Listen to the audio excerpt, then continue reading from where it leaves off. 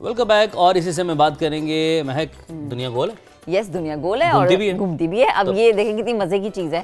اور اسی حوالے سے آج ہم نے یہ جو ہے اس پر بات کریں کیونکہ آج دنیا بھر میں ارتھ روٹیشن ڈے منایا جا رہا ہے وچ مینس کہ دنیا گھوم رہی ہے.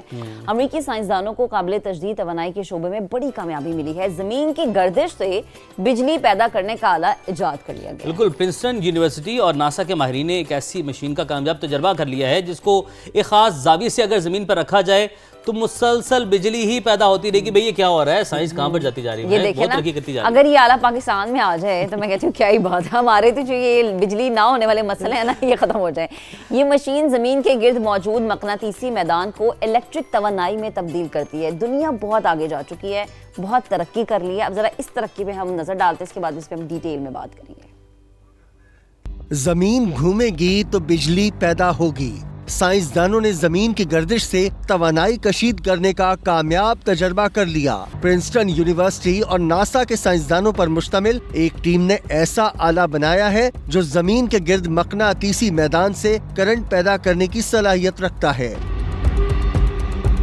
1 فٹ طویل سلنڈر نما مشین کو ایک خاص زاویے سے زمین پر رکھ دیا جائے تو اس کے دونوں کناروں پر بجلی بننا شروع ہوتی ہے. تجربے کے دوران 10 وولٹ تک بجلی پیدا کی گئی. سائنسدانوں کا کہنا ہے کہ کمرشل بنیادوں پر ایسی مشین کی تیاری کے لیے طویل عرصہ درکار ہے. سو اگین آج کا دن سائنسی تاریخ کے ایک اہم سنگ میل کی ہمیں یاد دلاتا ہے. وہ دن جب زمین کی گردش کو محض نظریے نہیں براہ راست بلکہ تجربے کے ذریعے ثابت کیا گیا.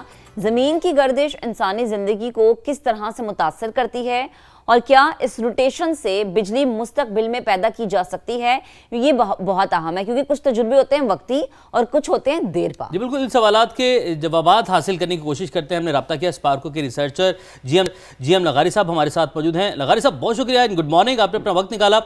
یہ ارتھ روٹیشن اس کے حوالے سے نظر دوڑائیے گا, کیا ہے یہ, اور زمین کی گردش کی اہمیت کے حوالے سے روشنی ڈالیں. زمین کی گردش کا پہلا عملی ثبوت کب اور کس نے پیش کیا, اس کی کچھ تاریخ بھی ہمارے ناظرین کے ساتھ شیئر کیجیے گا. جو فلکیات دان تھے یا جو سائنس دان تھے اس وقت کے, ان کو مختلف طریقوں سے یعنی سٹارز کی روٹیشن اور کچھ میتھمیٹکس کی وجہ سے ان کو معلوم تھا کہ ارتھ روٹیٹ کر رہی ہے. لیکن جنرل پبلک کے لیے جو پہلا ایکسپیریمنٹ فوکو نے جو ہے وہ پرفارم کیا وہ تھا ایک پینڈولم. اور وہ پینڈولم آج بھی اس پیرس کے اس میوزیم میں موجود ہے, جس میں ایک پینڈولم تھا ایک چھت سے لٹکا ہوا اور نیچے جو ہے ایک فرش پہ کچھ نشانات لگائے جاتے ہیں. اور آپ اس پینڈولم کو اگر ہم اسٹریٹ چھوڑیں, سوئنگ, وہ پینڈولم جو ہے وہ سوئنگ کرنا جب شروع کرتا ہے تو جب ارتھ روٹیٹ کرتی ہے تو جو ڈگریز کے نشانات ہیں یعنی جو ڈگریز ہیں وہ چینج ہوتی ہیں. تو اس سے یہ پتہ لگتا ہے کہ جی جو پینڈولم تھا وہ تو ایک راستے پہ سوئنگ کر رہا تھا, لیکن کیونکہ ارتھ روٹیٹ کر رہی ہے تو وہ اپنا جو پلین آف جسے کہتے ہیں سوئنگ ہے وہ چینج ہوتا ہے اس سے. تو تقریباً 11 ڈگری فی گھنٹے کے حساب سے وہ چینج ہو رہا تھا اس وقت جب یہ ایکسپیریمنٹ پرفارم کیا گیا تھا. اور آپ کہہ سکتے ہیں کہ یہ ایک پہلا ویژول یعنی آنکھوں دیکھا ایکسپیریمنٹ تھا جس سے جو ہے یہ معلوم کیا جا سکتا تھا کہ جی ارتھ روٹیٹ کر رہی ہے.